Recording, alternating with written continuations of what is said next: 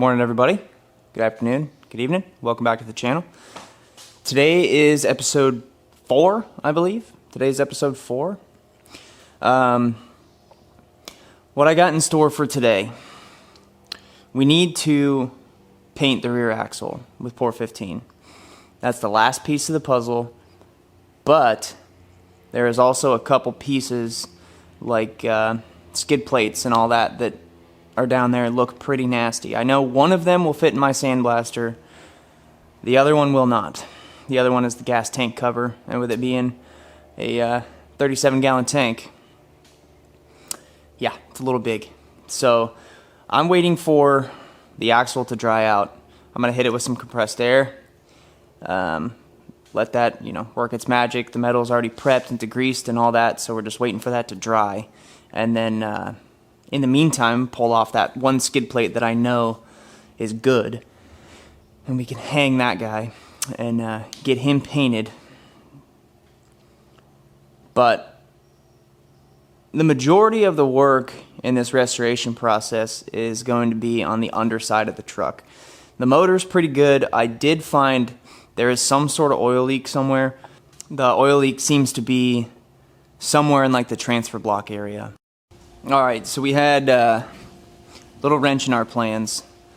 I went to go grab the Pour 15 off the shelf, and I guess I didn't seal it all the way, so now it is rock solid.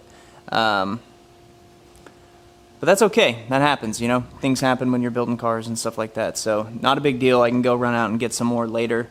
But for now, well, I just pulled the transfer case skid plate off, and it is so greasy and grimy and looks disgusting. It will fit in the blaster, so we're gonna degrease that, wash it off, dry it off, throw it in the blaster.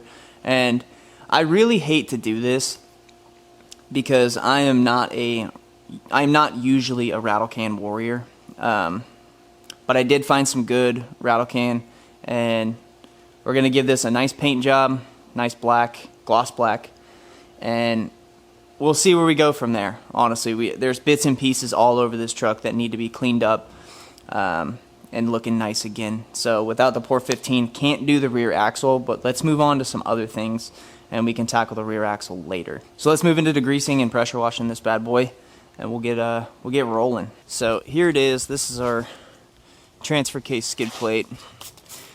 We need to get this guy nice and degreased, washed up, then we can get it in the blaster. Make it look perfect again.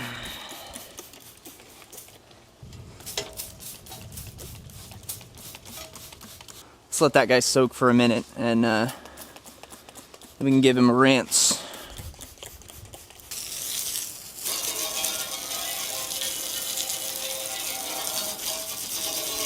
The better way to do this would be a pressure washer, but I did not want to get it out.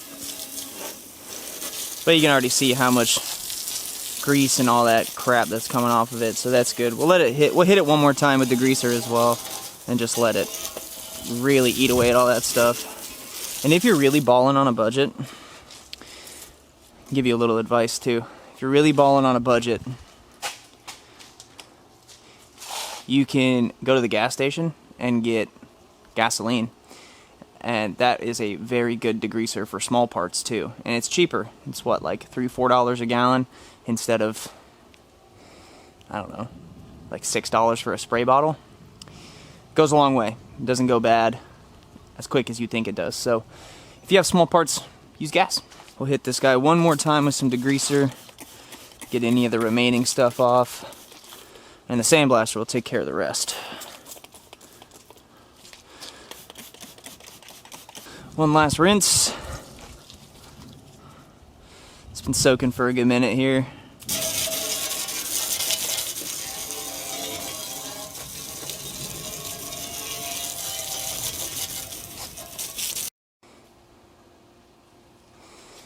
Alright. So now we have this bad boy back in the shop. Let's get it dried off. I'm going to give it a wipe down, get some of the residue off. Alright, well there's the underside. Underside actually doesn't look too bad. This is the side that I'm worried about. All right, this bad boy is degreased and dried off. I'm gonna hit it with some compressed air just to make sure. Get any last little bits off.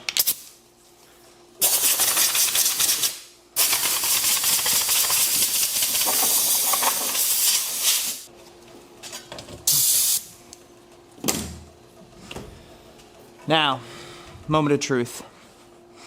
Let's see if this bad boy will fit in the blaster. I feel like it will.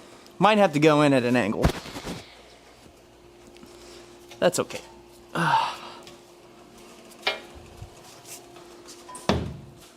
With a little bit of finesse,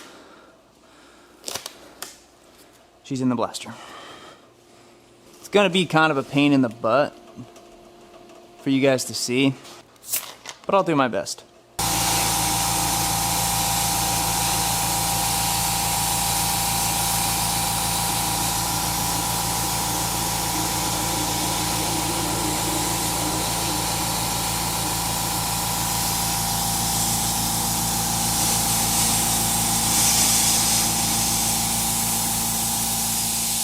It is pouring rain. Look at this.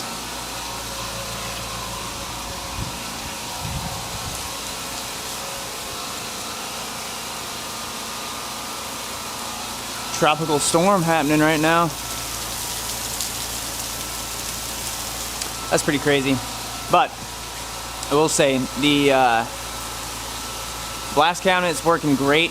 The skid plate is getting sandblasted way easier than I thought it would. So that's good news. Just waiting for my air compressor to catch up, and then we'll get back to blasting the rest of this thing. This is when all the mosquitoes are gonna come out now after the all this rain.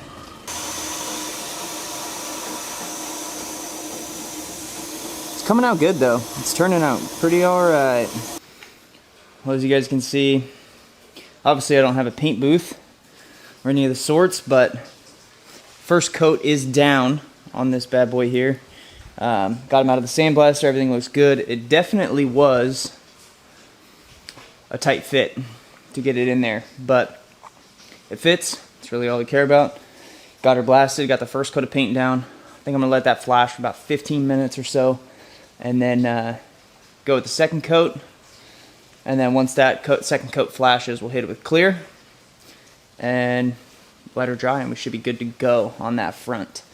So now all we do is wait. But really did throw a wrench in my plans with the weather, because I did want to paint outside.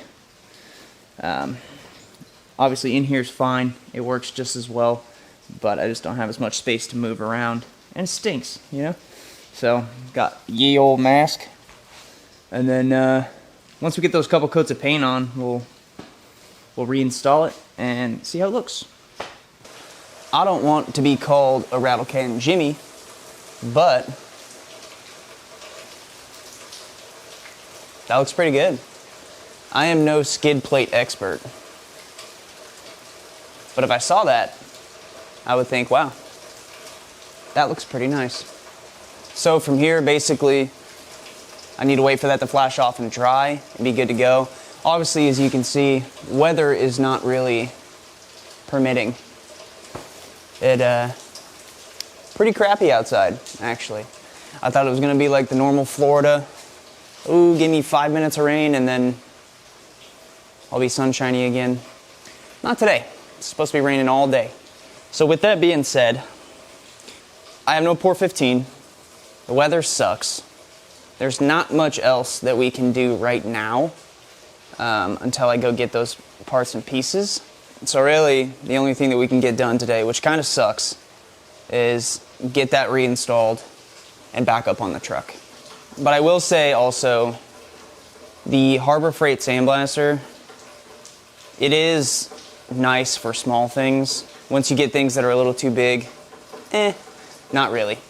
So it also has to go along with the size of air compressor that I have. It doesn't keep up at the PSI that I want as much. I did change out tips, and that did help a little bit to a little wider tip, so it'll be able to cover a little more surface area a little quicker. but then it's a trade-off. You lose air pressure quicker, you know, the whole deal. So that is good for small projects. Oh, that being said, let's let this flash off, and then we will reinstall it back on the truck, make it look nice and pretty, and we will go from there. So here's my thing, dude. With all this work that I'm putting in underneath, right, into the undercarriage of this truck, I don't think there will ever be a time when somebody just crawls underneath and goes, wow, dude. You know, normal people aren't like that. Well, friends, here's the piece. Done. Let's crawl under. Start putting it together. The struggles, I'm sure some of you understand.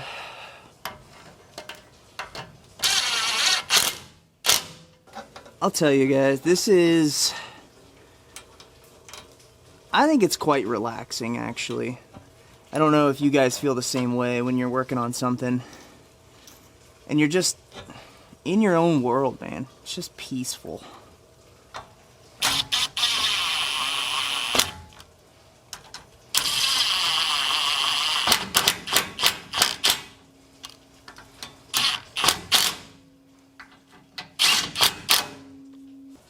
Wow. Oh. There's the finished product. Makes the underside look a little better. But then you go to the back here and there's that crusty piece. Crusty exhaust. Crusty drive line. Really what I'm saying is it is so much work that's going to be going into this truck.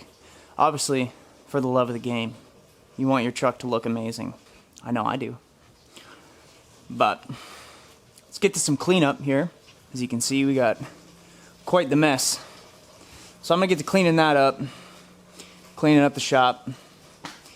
But I think that's going to be a wrap for today's video, my friends. I know we didn't get a whole ton done, but what we got done was very fruitful and it was awesome. And you know, you live and you learn each step of the way, so continuing to do things outside your comfort zone really makes you progress in your passion. So that's what I'm saying. Get out and do what you want to do. But with that being said, I'm going to wrap it up right here. I will catch you guys in the next video.